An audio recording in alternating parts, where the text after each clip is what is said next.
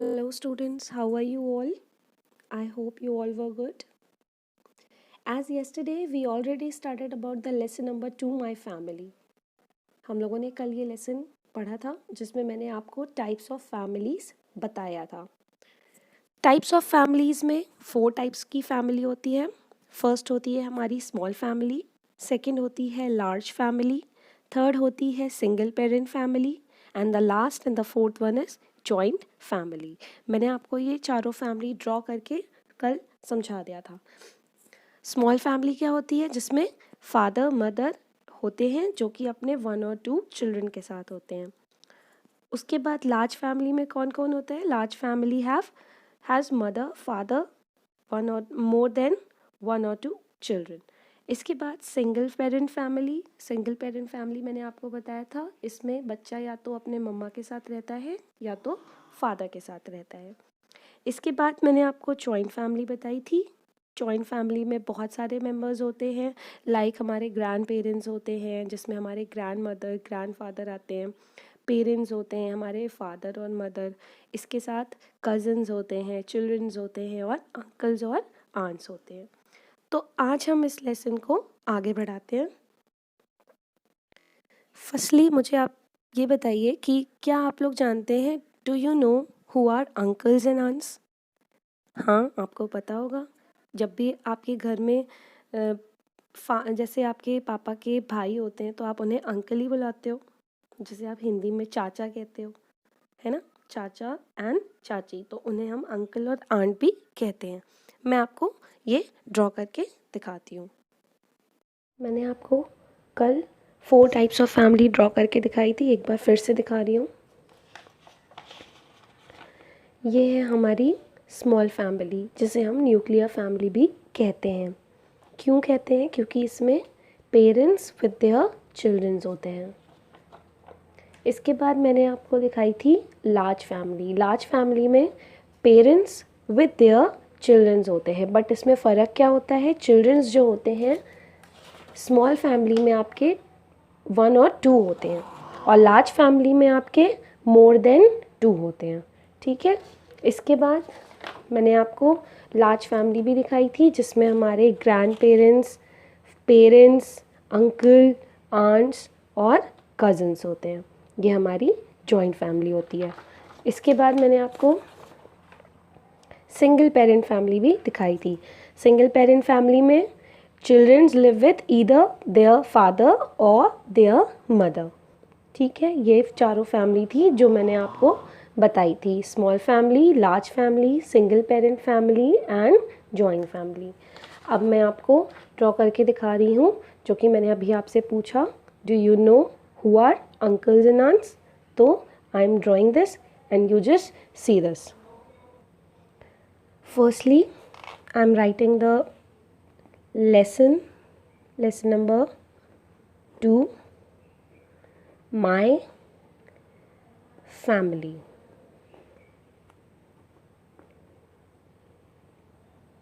And date is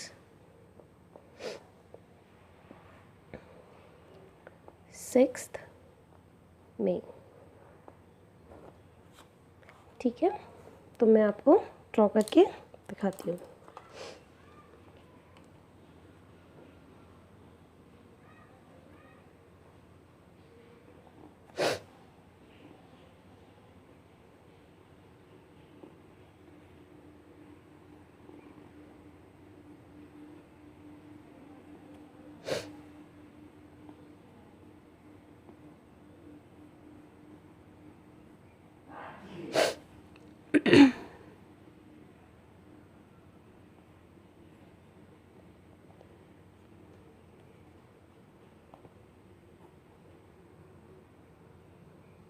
ये हो गए हमारे अंकल. अब मैं आपको आंट ड्रॉ करके दिखाती हूँ.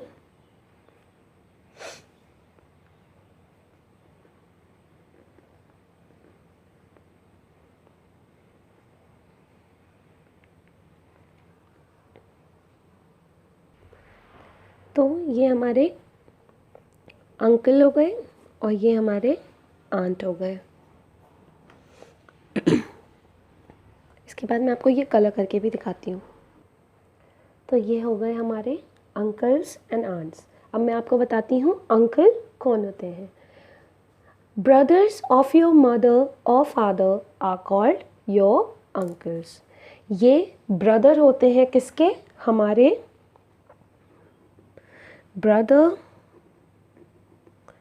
Of your mother or father are called uncles। ठीक है, अंकल्स कौन होते हैं? जो हमारे पापा के या मम्मी के भाई होते हैं, वो हमारे अंकल्स होते हैं। आंट्स कौन होती हैं? सिस्टर ऑफ योर मदर और father are called aunts. Aunts कौन होती हैं? जो हमारे मम्मी और पापा की बहन होती हैं। ठीक है, तो वो हमारी आंट्स हो गई। ये आपको क्लियर हो गया होगा अब? ठीक है, दिख रहा होगा। तो ये हो गए हमारे अंकल्स और आंट्स। अब मैंने आपको बता दिया ब्रदर ऑफ योर मदर और father are called your uncles. Sister of your mother और father are called your aunts. Next है आपका childrens of your uncles and aunts are called your cousins. अब हमारे कज़न्स कौन होते हैं? कज़न्स वो होते हैं जो हमारे अंकल और आंट्स के बच्चे होते हैं, जो मतलब हमारे चाचा के या मामा के जो बच्चे होते हैं वो हमारे कज़न्स होते हैं। मैं आपको ड्रॉ करके दिखाती हूँ। ये तो हमारे अंकल्स और आंट्स हो गए। अब इनके चिल्ड्रंस मैं आपको ड्रॉ करके दिखा रही हूँ।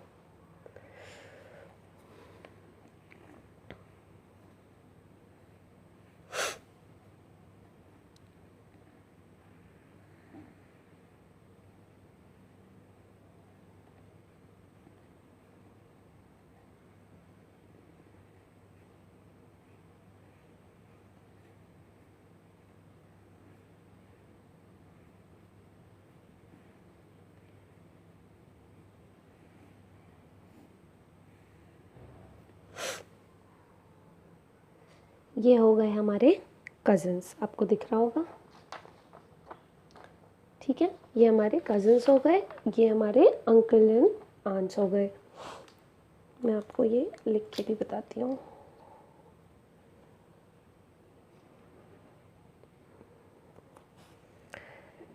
चिल्ड्रन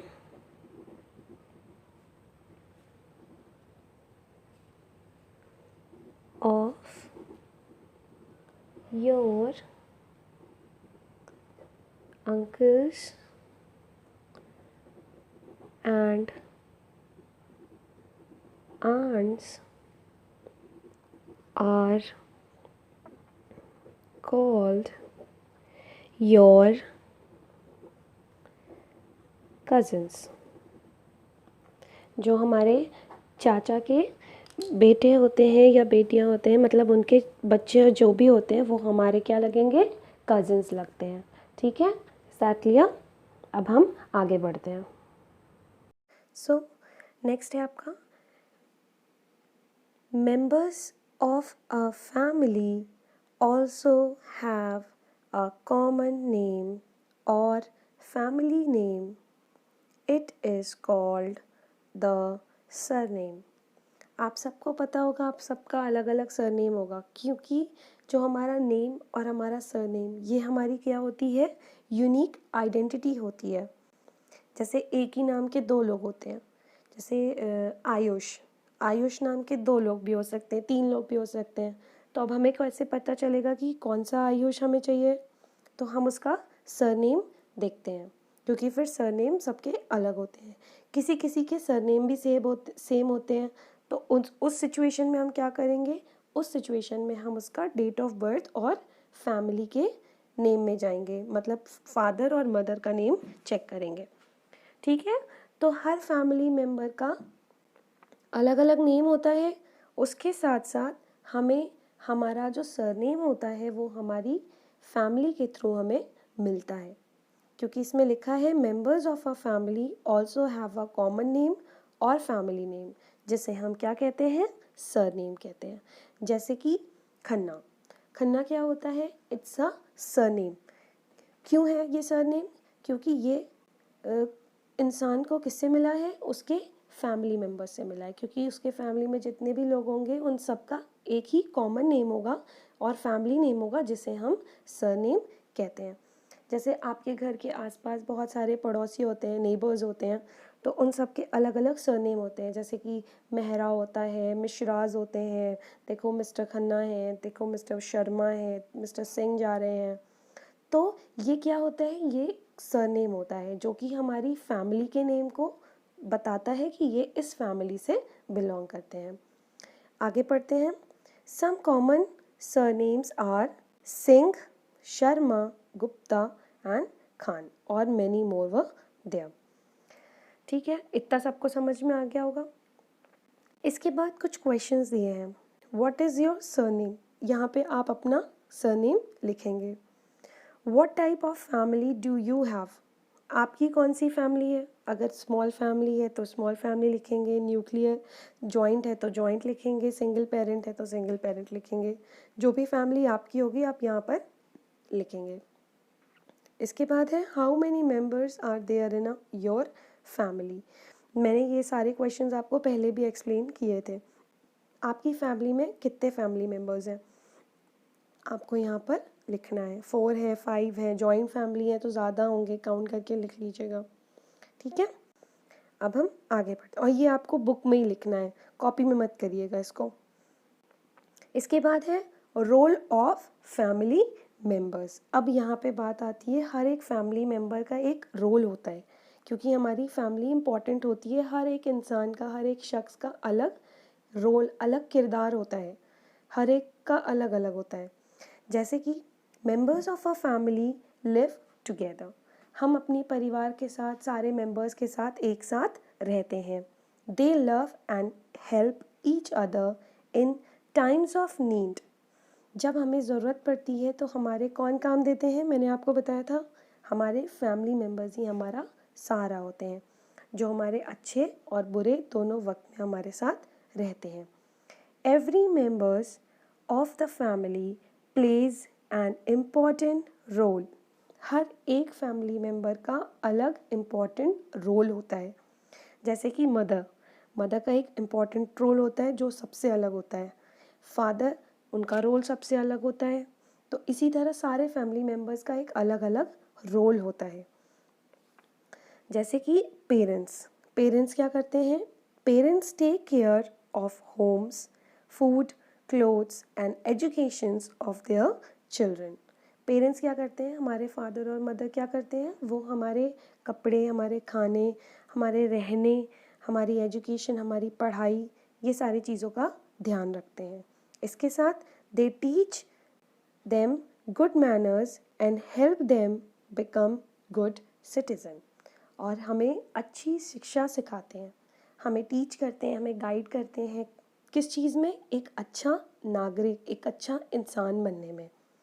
ठीक है, इसके बाद अब आते हैं फादर पे। हमारे फादर क्या करते हैं हमारे लिए, फादर अर्न्स मनी, वो हमारे लिए पैसे कमाते हैं। क्यों कमाते हैं, हमारी हर छोटी सी छोटी चीज़ को पूरा करने के लिए, हमारी पढ़ाई, हमारा रहना, हमारा खाना, हमारी हर छोटी सी छोटी नीड को फुलफ़िल करते हैं। He helps children in studies, वो हमारी पढ़ाई में हेल्प करते हैं। He also helps mother in the house hold work, और जो फादर होते हैं वो हमारी मदर की भी हेल्प करते हैं। किस चीज़ में करते हैं, house hold work. House hold work कौन सा वर्क होता है, हाउस होल्ड वर्क वो वर्क होता है जो हमारे घर से रिलेटेड होता है। जैसे कि हमारी मदर, हमारी मम्मी कभी कभी झाड़ू करती हैं, पोछा लगाती हैं, बर्तन धुलती हैं, कपड़े धुलती हैं, तो ये हमारे क्या हो गए, हाउस होल्ड वर्क हो गए। इससे रिलेटेड जैसे पौधों में पानी डालना हो गया, ठीक है, तो ये सारे हमारे हाउस होल्ड वर्क हो गए, जिसमें हमारे मदर की हेल्प करते हैं। कौन करते हैं, हमारे फादर। इसके बाद mother looks after the house hold, हमारी मम्मी ही हमारा घर का सारा काम करती हैं. She कुक्स food for the family, वो हमारे परिवार के लिए, हम सब के लिए खाना बनाती हैं. हमें जो पसंद होता है वो हमारे लिए बनाती हैं. She helps children in studies, वो बच्चों की मदद करती हैं. किस चीज़ में? हमारी पढ़ाई में, हमारा होमवर्क कराना, हमारी हेल्प करना. अभी भी जैसे आप लोग ऑनलाइन लर्निंग कर रहे हो तो इसमें भी आपके मम्मी और पापा दोनों हेल्प कर रहे होंगे आपको. जैसे पापा आपको बता रहे होंगे कि आपको क्या क्या लिखना है, कैसे लिखना है. मम्मी आपको काम करा रही होंगी कि ऐसे नहीं लिखो, ऐसे लिखो. तो ये क्या है? आपके पेरेंट्स आपकी हेल्प कर रहे हैं. किस काम में? स्टडीज़ में. सम मदर्स ऑल्सो वर्क, कुछ ऐसे मदर्स भी होते हैं जो वर्किंग भी होते हैं, जैसे कि टीचर होते हैं, उसके साथ डॉक्टर होते हैं, इंजीनियर होते हैं. तो उसके साथ भी वो अपने घर को बहुत अच्छी तरह संभालते हैं. अपने बच्चों का फिर भी ख्याल रखते हैं, उन्हें पढ़ाते हैं, हर चीज़ करते हैं अपने काम के साथ साथ. जैसे कि आपको ये पिक्चर दिख रही है, every family member has a role in the family. आपको दिख रहा होगा इसमें कि फादर पहले अपना काम कर रहे हैं, उसके बाद मम्मी की खाने बनाने में और खाने में हेल्प कर रहे हैं. इसके बाद मदर नीचे तो हाउस होल्ड वर्क कर रही हैं, बर्तन धुल रही हैं, जिसमें हम भी उनकी हेल्प कर रहे हैं. उसके साथ वो हमारी पढ़ाई में हमारी हेल्प कर रही हैं. तो ये क्या हो गया? हर एक फैमिली का अलग अलग रोल होता है और हमें भी अपने फैमिली को हर चीज़ में सपोर्ट करना चाहिए. मम्मी है, अगर किचन में अकेले खाना बना रही हैं तो हम उनकी हेल्प कर सकते हैं. पापा हैं, उन्हें छोटी चीज़ की ज़रूरत होती है तो हम उनके साथ उनकी भी हेल्प कर सकते हैं. इसके साथ साथ हम अपने घर में जितने भी फैमिली मेम्बर्स हैं उन सब की हेल्प कर सकते हैं. जैसे कि ग्रैंड पेरेंट्स, जैसे दादी को दवाई चाहिए होती है तो हम उनको दवाई ला के दे सकते हैं. ग्रैंडफादर को पानी चाहिए, हम उनको पानी दे सकते हैं. तो ये सब क्या है? ये हमें एक अच्छा इंसान बनाने के लिए कुछ अच्छी बातें हैं जो हमारे पेरेंट्स हमें सिखाते हैं और हमें उनका भी ये सभी चीज़ें उनके साथ भी करनी चाहिए ताकि उन्हें भी पता चले कि उनके बच्चे कितने अच्छे हैं. तो ये हो गया आपका लेसन नंबर 2 एक्सप्लेनेशन. अब नेक्स्ट वीडियो में मैं आपको आगे की एक्सरसाइजेस स्टार्ट कराऊंगी. ठीक है. अब आपका होमवर्क क्या है? मैंने आपको ये पूरा चैप्टर करा दिया है वर्क तक. यहाँ तक आपका पूरा चैप्टर हो गया है. अब आपको जितने भी हार्ड वर्ड्स, जैसे इसमें बहुत सारे हार्ड वर्ड्स मार्क आपको दिख रहे होंगे, तो उसी तरह आपको अपनी बुक में जितने भी हार्ड वर्ड्स मिलेंगे वो आप न्यू पेज पर लिखेंगे. ये आपका होमवर्क है. और उसके साथ साथ ये जो आपके 3 क्वेश्चन दिए हुए हैं ये आप बुक में फिल करेंगे. ठीक है. कॉपी में अभी कुछ मत करिएगा, जब मैं कराऊंगी तब आपको करना होगा. Thank you.